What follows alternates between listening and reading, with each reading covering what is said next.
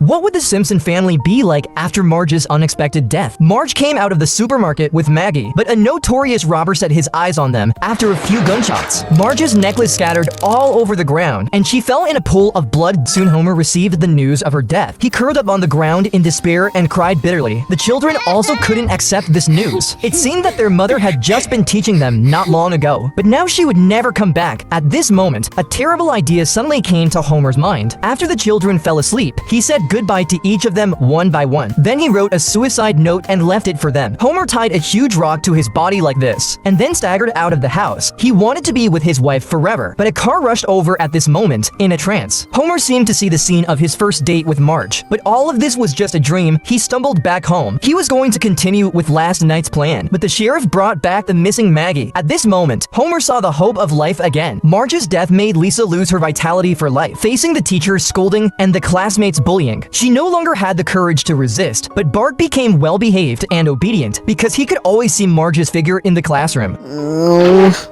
I wish I was dead. Bart prayed desperately to God. He hoped that time could be turned back, and that his mother could come back to him. Homer wanted to find some toys to comfort Bart, but he accidentally found the birthday surprise that Marge had written for him. Dear Homer, I wrote a poem for you this afternoon. It's called To a Husband. The blackened clouds are forming. Soon the rain will fall. My dear one is departing. But first, please heed this call.